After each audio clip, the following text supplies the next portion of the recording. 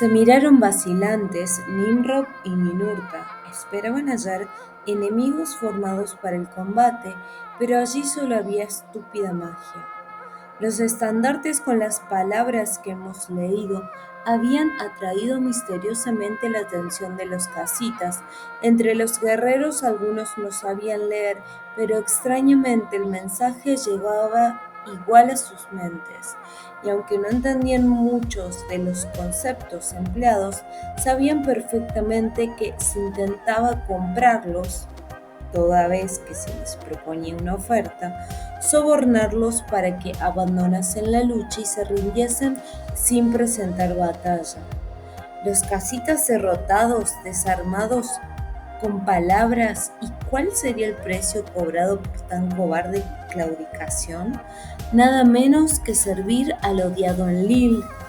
Un murmullo se elevó desde la élite guerrera, se intentaba engañarlos y aparte se había insultado a su dios Cus. La sangre hervía en las venas de los heroicos casitas, pero el mensaje proseguía. Si aceptáis nuestra generosa oferta, os convertiréis en los guerreros de la rosa, aprenderéis la doctrina del corazón y merced a esta sabiduría descubriréis en vuestro propio corazón a él, aquel por quien sois todo, al anciano de los días, al Señor de los eternos veranos, al Kumara Sanat. Si aceptáis, lucharéis siempre por él y por un pueblo elegido a Viru, cuya simiente se halla muy cerca de vosotros. Si aceptáis, regresaréis al mundo como adeptos iniciados en los misterios de la Kala Chakra, la ciencia más poderosa de la tierra, y gracias a sus secretos seréis los más grandes héroes. No habrá enemigos que os puedan enfrentar. Seréis magos respetados, generales victoriosos, reyes invencibles, hombres riquísimos, depositarios de un poder como nunca se ha visto. Compartiréis la gloria de reinar en el mundo junto al linaje elegido por él, en el día no lejano en que él, como Yahvé Satanás, se presentará ante unos pueblos numerosos, adoradores de la materia, y los conducirá con brazo firme desde la sinarquía de su poder. No, resonó con un trueno la voz de Nimrod, no miréis el maldito estandarte. Su voz está afuera, en el mundo del engaño. ¿Qué os dice vuestra pura sangre, guerreros casitas? ¿No aprendimos de Cus el hiperbóreo que intentarían comprar nuestras almas? ¿Y no nos dijo Cus allá en nuestras montañas lejanas que ceder a los demonios sería nuestro fin? Desenvainó la espada y con un rápido movimiento se infligió una herida en la mano izquierda. Escuchad, prosiguió, yo, Nimrod, quien os ha guiado victoriosamente a 1000 batallas, os digo que debemos combatir hasta la muerte a estos viles demonios que no se atreven a enfrentarnos. Os digo que mienten y que con sus promesas solo buscan perdernos. Levantó su mano de la cual manaba abundante sangre. Aquí está mi sangre, que es la más pura del mundo. Con ella trazaré el signo de HK en este estandarte infernal y luego entraremos a matar a los demonios. Nuestro signo es invencible. Con su dedo pulgar derecho, embebido en sangre, dibujó el signo primordial e instantáneamente pareció como que un fuego consumía los 7 triángulos encantados. Matemos a los demonios, gritaron a coro todos los guerreros. Sin embargo, no alcanzaron a ingresar al túnel, pues aún humeaban en el suelo los restos de los estandartes cuando los demonios de Shambhala, que observaban ocultamente la reacción de los casitas, se dispusieron a emplear una de sus terribles armas atlantes, el cañón Om. Primero fue un sonido suave, penetrante y agudo, como el cantar de la cigarra. Luego comenzó a subir de tono y de volumen hasta hacerse irresistible. ¡Isa! ¡Isa! Gritaron a dúo Nimrod y Ninurta. Efectivamente, descendiendo de lo alto por las espinas del árbol Enlil, estaba a la vista el espectro de la princesa Casita. Los miraba fijamente y parecía hablar enérgicamente, pero en su primer momento nadie oyó nada, pues el monosílabo de él, emitido intensamente, había aturdido a casi todos. Sin embargo, era impresionante la fe que los casitas sentían por la sacerdotisa de Cus, y quizá esta confianza hizo que pronto oyeran o creyeran oír sus instrucciones. Todos atrás de Nimrod y de Ninurta, observad fijamente el signo de HK que tienen grabado en sus espaldas y dejad que fluya en vosotros la voz de la sangre. Su rumor apagará cualquier cosa que os perturbe, y vosotros, valientes jefes, tenéis una armadura poderosa, veréis que ella os protege. Miradme a mí y confiad que pronto cesará vuestro dolor. Dando un salto hasta el rey y el general, la sacerdotisa puso sus manos en la cabeza de nuestros héroes, produciendo la exaltación de una como aura brillante en torno de sus cuerpos. Esta operación produjo un evidente alivio, pues un segundo después ambos estaban maldiciendo, aunque no lograban aún oír sus propios juramentos. Mientras en el cielo ocurrían los sucesos que acabamos de narrar, abajo, cuando el Sigurat, el resto del pueblo, vivía curiosas experiencias. Cuando Nimrod arrojó las cabezas de los demonios, la algabaría fue muy grande y pocos minutos después las mismas pendían ensartadas en sendas lanzas. Estas cabezas eran bastante más grandes que la de un hombre normal, aunque no llegaban a doblarle en volumen. Los cabellos rubios y largos enmarcaban un rostro cuadrado, de ojos rasgados y negros, y enorme nariz ganchuda. La boca era de labios carnosos, detalle que se apreciaba perfectamente, pues los demonios carecían de barba. Las picas fueron clavadas frente a la imagen de Cus, mientras las sacerdotisas transportaban los enormes cuerpos para proceder ante el dios de la raza a arrancar el corazón de los demonios. Una sacerdotisa hizo la abertura en el blanco pecho y extrajo el corazón que curiosamente se hallaba en el lado derecho del pecho. Luego quitó el órgano al demonio y hecho esto elevó las sangrientas vísceras en las manos para que todos las vieran. Y aquí ocurrió un enésimo prodigio, pues al contacto con el aire los corazones se transformaron en flores, con el consiguiente espanto por parte de la muchedumbre, integrada por muchas mujeres y niños.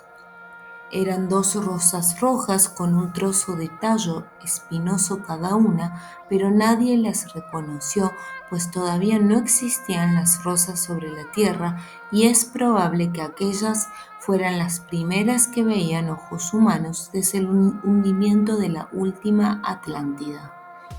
La sacerdotisa las arrojó despectivamente a los pies de Cus y todos regresaron junto al Sigurat, a donde en ese mediodía interminable se erguía el gigantesco espino.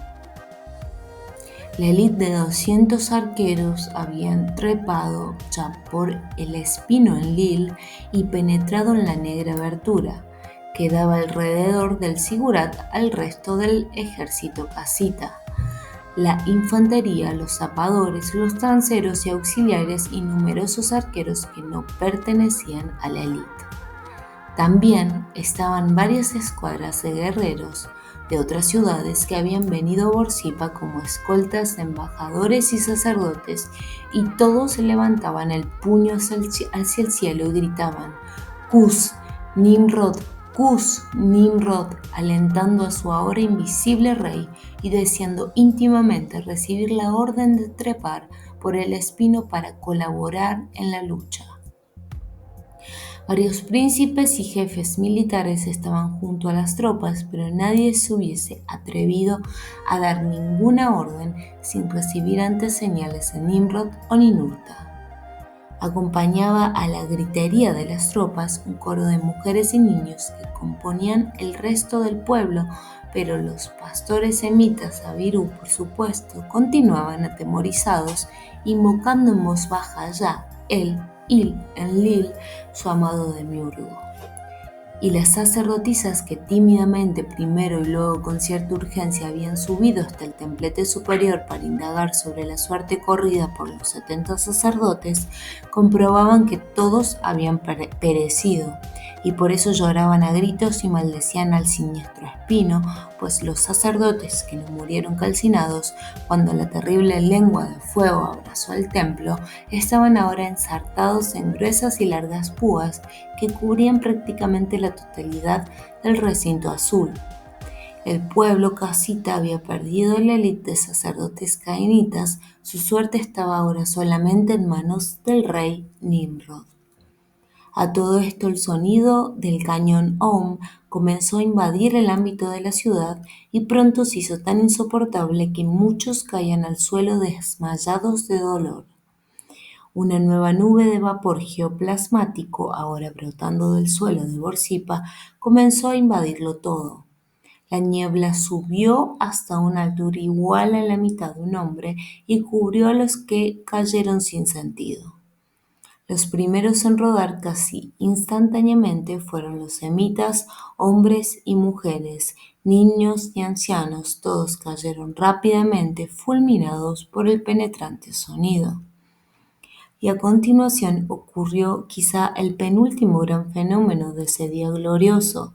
De pronto, tan misteriosamente como se había formado, la niebla comenzó a disiparse, dejando al descubierto a numerosos hombres y mujeres que yacían tendidos en el suelo o que intentaban levantarse. Pero el prodigio era que los semitas, en su totalidad, habían desaparecido, y el sonido diabólico, el monosílabo de él, también cesó en ese momento. Los casitas, al comprobar que los semitas no estaban a la vista, pensaron que habían huido, pues muchos de ellos eran sus esclavos o sirvientes. Y esta presunción aumentaba su furor, pero los semitas no habían huido. Toda su comunidad experimentó los efectos selectivos del cañón Ohm, cuyo sonido convenientemente afinado tiene la propiedad de producir la teletransportación. En lugares distintos a muchas millas de distancia se encontraron los pastores semitas al recobrar el conocimiento y si bien al principio maldecían a Nimrod y a su magia, atribuyendo a ésta la culpa de sus involuntarios viajes, al tener noticias de la suerte corrida por Borsippa, agradecían a su dios Yah por haberlos salvado. Muchos despertaron en Nínive o en Asur, pero otros fueron a parar a sitios tan lejanos como Ishbak, Peleg, Serug, Tadmor o Siniar. De hecho, muchas familias semitas tardaron años en reunirse separadas por distancias de 200 o 300 millas, hecho que contribuyó a difundir de manera distorsionada la hazaña de Nimrod por todo el Oriente Medio. A todo esto en Borsippa un arquero se asomó por la negra abertura del cielo y gritó: «Todos los guerreros al ataque, Nimrod vence». Pero volvamos a la entrada de la caverna donde dejamos a Nimrod y a Ninurta, cuando ambos se convencieron de que el rayo sónico Ohm no podía contra ellos, se aprestaron a invadir el umbral. El pasillo era lo suficientemente ancho como para que pudiesen avanzar de a 5 a la par, cosa que hicieron a la carrera. Al frente iba la espectral figura de la princesa Isa, seguida por Nimrod, Ninurta y el resto de los arqueros, menos una decena que quedaron de guardia a la entrada. Aquella caverna, construida con el fin de atemorizar a los aspirantes a servir al demiurgo, tenía las paredes cubiertas de bajos relieves monstruosos y leyendas misteriosas e impías. También existían puertas laterales que daban a ciertas cámaras en donde la demonia Dolma suele aparecer con su lasciva desnudez rodeada de una corte de santas prostitutas. Ella es la encargada de guiar y hechizar a los adeptos que ignoran los peligros de la magia sexual. Esta y otras muchas trampas alucinantes destinadas a confundir y someter la voluntad de los ingenuos aspirantes que suelen aventurarse a atravesar el umbral se hallaban montadas acechantes en toda la interminable longitud del siniestro pasillo, pero ninguno de tales trucos podía detener a los que estaban más allá de los sentidos, a los que solo oían la voz de la sangre pura, a quienes su determinación los había llevado a luchar en el cielo. La vanguardia casita llevaba recorrida una longitud de 12 estadios cuando el túnel concluyó abruptamente, dando lugar a 3 salas, una a continuación de la otra, en cuyas entradas grandes inscripciones en varios idiomas permitían saber que se hallaban en el templo de la ignorancia y del aprendizaje, o en el templo de la fraternidad, o en el templo de la sapiencia. La primera sala se hallaba vacía salvo un altar con los odiados símbolos en Lil. La segunda poseía 2 altares y 2 enormes columnas de basalto en su entrada. La tercera ostentaba un suntuoso altar con un ataúd y grabados en paredes y techos los símbolos más obscenos y malditos que nadie pueda concebir sin perder la razón. Y en todas las salas había ricas alfombras y tapices cubriendo pisos y paredes, y sahumerios aromáticos que impregnaban el espacio suavemente iluminado por varias lámparas de aceite. Las 3 salas tan extrañamente decoradas constituían sin duda un espectáculo inusitado para aquellos hombres aguerridos que minutos antes se encontraban en una humilde ciudad del desierto. Sin embargo, estos extraños ambientes no pudieron ser débilmente apreciados por los casitas, pues la lucha comenzó tan pronto ingresaron en la primera sala. Allí un grupo de los guardianes del umbral, Iwa Anakim, semejantes a los que Nimrod decapitara momentos antes, le cerraban el paso. A pesar de poseer aspecto fiero y ser muy grandes en tamaño, esos engendros de la magia negra no son muy efectivos para la lucha. Han nacido de la cópula entre los idas de la faz tenebrosa y mujeres pasú en la ceremonia del Sabbat, que es antiquísima de la época en que dichas prácticas destruyeron la Atlántida. Muchos millares de tales seres viven en Shambhala o Kampala o Deyum, etc. Son totalmente imbéciles y sirven en los ejércitos de la Gran Fraternidad. Sin embargo, hay personas más imbéciles que los Iwa Anakim, son quienes al verlos los toman por ángeles o extraterrestres. Los guardianes rodeaban a un anciano calvo semidesnudo de raza amarilla que parecía un habitante de las lejanas montañas de Quen-Luen. Tenía en sus manos un dorje o cetro de poder, esto es, un transductor poderosísimo que permite operar a modo de llave o gatillo en toda la gran maquinaria resonante que es el mundo material. El cetro, una vara con cabeza esférica de piedra, emitió un rayo bermejo que golpeó secamente en el pecho del general Ninurta, arrojándolo fulminado en el piso. Pero el enemigo no tuvo tiempo de alegrarse de este golpe, pues una certera flecha atravesó el corazón del demonio amarillo, provocando tan extraordinaria respuesta, gran confusión entre los Iwa Anakim. Ahora el choque se hizo inevitable mientras unos demonios arrastraban al cadáver del viejo hasta el aula de aprendizaje, otros se dirigían espada en mano hacia los guerreros casitas.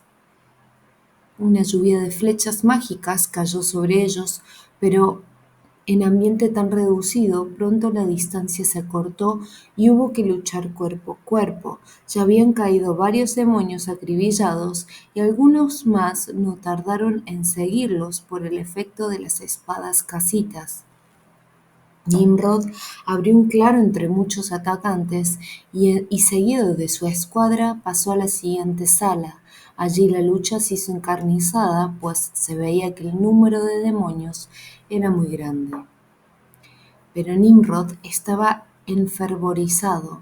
Había visto a través de la segunda sala a un personaje resplandeciente que parecía dirigir el ataque.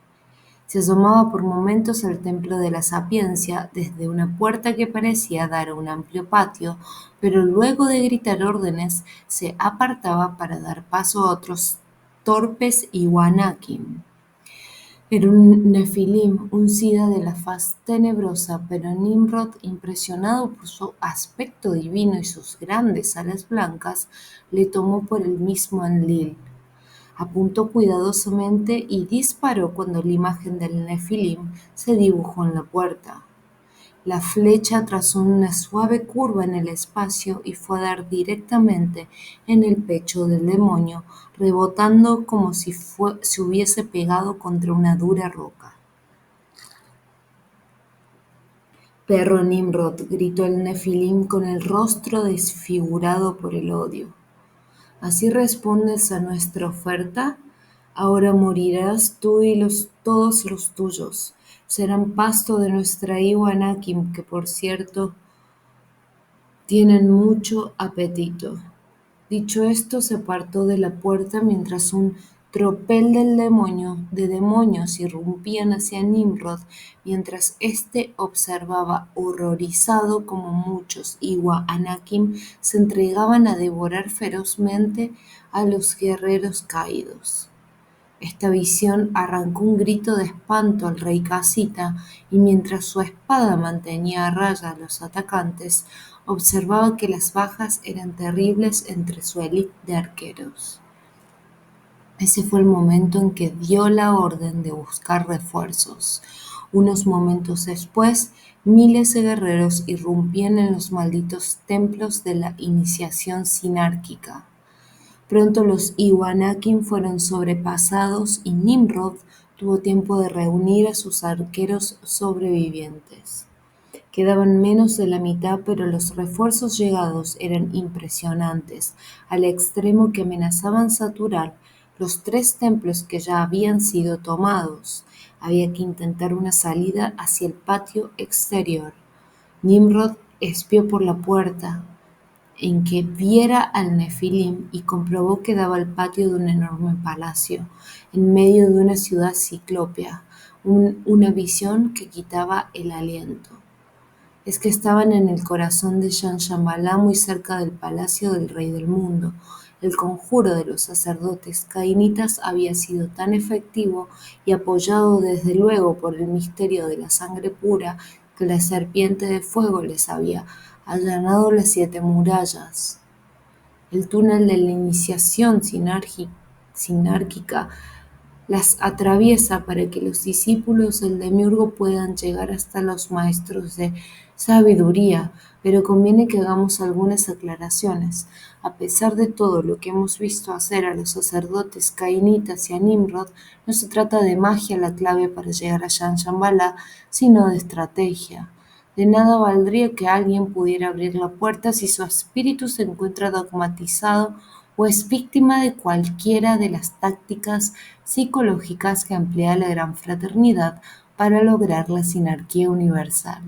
Por eso la verdadera hazaña de Nimrod fue atravesar el túnel y los 3 templos con las armas en la mano, lo que habla y hablará para siempre de la sangre más pura de la tierra, porque esos lugares son las cámaras de engaño más poderosas que existen en el mundo. Nada se les puede igualar, ni los tratamientos con drogas que puedan emplear los servicios de inteligencia de Occidente completados con hipnosis, ni cualquier otro sistema de programación psíquica. Quienes van a parar allí, personas útiles a la sinarquía, jefes de Estado, religiosos, reyes, personas ricas e influyentes, presidentes de corporaciones, etc., retornan completamente hechizados, dispuestos a trabajar de lleno para cumplir su misión. Son los iniciados de la sinarquía, han muerto y vuelto a nacer, pero lo que en realidad ha muerto en ellos es el espíritu, el recuerdo de sangre, la mine, que ahora sumidos en una total confusión estratégica, ya nunca sentirán. En el patio exterior, el templo de la sapiencia, a donde se habían atrincherado los valientes casitas, toda una legión de Iwanakim, espada en mano y varias escuadras de Yeidim, los enanos de piel terrosa, esperaban inquietos. Estos enanos de enorme cabeza son el producto del comercio carnal entre los pasú y ciertos animales durante las orgías de magia negra atlante. Transportados en masa a Shambhala, luego de la hecatombe, habitan en lóbregas cavernas y realizan toda suerte de tareas para los maestros. Últimamente han sido redescubiertos en Occidente como acompañantes de tripulantes de ovnis, pero en verdad se trata de una especie terrestre milenaria. Dominan un arma antipersonal paralizante que da sensación de frío y pueden producir desmayos, pero no es mortal. Se muestran agresivos y son de temer si no se los conoce y no se poseen los conocimientos necesarios para neutralizarlos. Pero cuando llevan las de perder, son cobardes y huyen en desbandada. Son feroces carnívoros, pero no gustan de la carne humana como los gigantes Iwanakim. Ellos son los responsables del robo de reses, mutilaciones de animales y succiones de sangre, así como los Iwanakim suelen desayunarse con desprevenidos ciudadanos que jamás vuelven a aparecer. La vista del patio exterior no podía ser más espeluznante, pero Nimrod deseaba enfrentarse al cobarde Nefilim y vengar las horrorosas bajas producidas entre sus hombres por los gigantes antropófagos. Para ello trazó una simple estrategia: enviaría a la infantería en horda, seguidos por una vanguardia de lanceros atrás, quedaría la élite de arqueros protegiendo la retaguardia y disparando permanentemente a los flancos más seguros. En la confusión, Nimrod intentaría llegar hasta el Nefilim. El Emim Nefilim, cuyo nombre era Cocabiel, uno de los 200 siddhas hiperbóreos que vinieron de Venus, siguieron el sendero de la mano derecha y fundaron la gran fraternidad o jerarquía oculta de la Tierra. Se hallaba dirigiendo sus huestes de pesadilla, escudado tras una enorme fuente de surtidor. Su aspecto era deslumbrante, pues estos demonios son orgullosos y sienten placer por mostrar una apariencia bella, tratando vanamente de competir con Cristo Lucifer, Señor de la belleza. Nimrod dio la orden de atacar y una horda de virias casitas se precipitó contra la cerrada formación de los demonios. Los enanos dispararon sus armas de cinturón y produjeron algunos tropiezos entre los primeros guerreros, pero pronto se vio que el ímpetu que llevaban haría imposible detenerlos de ese modo. Comenzaron a llover docenas de flechas al tiempo que chocaban las dos vanguardias, generándose una tremenda refriega. En ese momento Nimrod, que se había dirigido aparentemente en sentido contrario, cayó de 2 saltos sobre Cocabiel, intentando degollarlo con un filoso puñal de jade. Esa arma, procedente de China, la había recomendado Isa como muy efectiva para abatir a los demonios. Rodando en mortal abrazo 2 siddhas hiperbóreos, el blanco Nimrod y el tenebroso Cocabiel, jugaban sus inmortales e ilusorias vidas tratando de apuñalarse mutuamente.